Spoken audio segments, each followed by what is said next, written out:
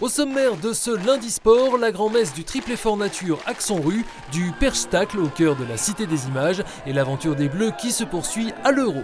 Mais l'actu, c'est tout d'abord le début du Grand Est Open 88 de Contrexéville, le troisième tournoi féminin français sur terre battue, doté de 125 000 $ et dont l'agrément de la WTA a d'ores et déjà été prolongé jusqu'en 2027. L'épreuve thermale espérait attirer comme tous les ans quelques têtes d'affiche éliminées à Wimbledon, dont Varvara Gracheva, mais la Russe naturalisée française a fait faux bond, tout comme d'autres têtes de série. Déjà, il a plu à Wimbledon et il continue de pleuvoir, donc on a des matchs qui sont retardés. Donc ça, c'est le lot de toutes les années. Et puis la déception, c'est Gracheva qui vient pas. Elle était fatiguée et elle voulait prendre un peu de repos avant de se repréparer pour les Jeux Olympiques. Alors ça peut s'entendre, c'est dommage que le retrait soit un peu tardif. On a quand même une dizaine de filles dans le top 100, de 100 à 120. Donc non, en fait, il est très dense le tableau et il va y avoir de très très beaux matchs.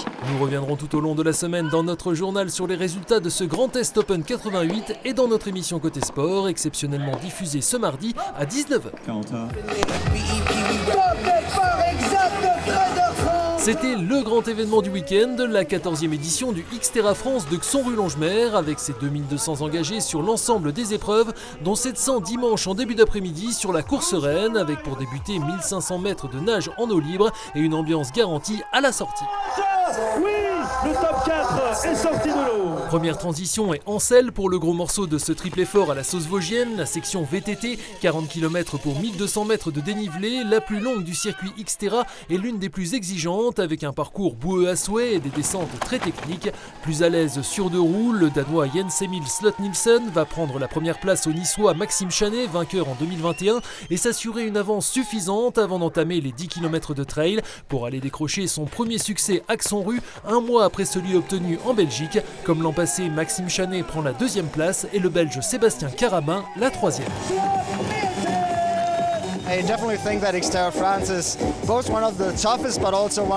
Je suis convaincu que le Xterra France est à la fois l'un des plus durs et des plus beaux au monde. L'atmosphère est incroyable. Je suis content d'avoir eu autant d'encouragement alors que je suis danois et que le gars juste derrière moi est français. J'ai vraiment apprécié. Ça s'est joué qu'on était, je pense, les trois meilleurs, mais avec vraiment des forces différentes. Donc ça s'est joué où on a fait la course chacun de notre côté. Voilà, moi je nage mieux que les autres, donc j'étais un peu devant, mais après on sait que les autres sont très forts en vélo et à pied, donc c'était un peu sauf qui peut du début jusqu'à la fin. Côté vosgien, on aura assisté également à un joli mano à mano entre le Cafran Johan Mathis, champion du monde des 40-45 ans en 2022, et Yann Marais de la Vosges VTT, 21 ans, qui a obtenu son ticket pour les championnats du monde il y a 2 semaines en Suisse. Dans le sprint final, le plus jeune aura raison de son aîné, lequel s'est de nouveau qualifié pour les mondiaux, mais l'essentiel était ailleurs. Vraiment dur, là tout le trail c'était au mental, j'avais mal partout, j'en pouvais plus.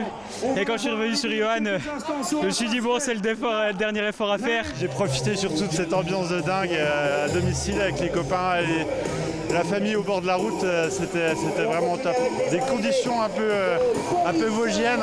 Des conditions qui ont également ravi l'italienne Sandra Merhofer, tenante du titre, lauréate elle aussi à Namur en juin, et sans rival ce dimanche Axon-Rue en reléguant à plus de 20 minutes sa compatriote Bianca Morvillo.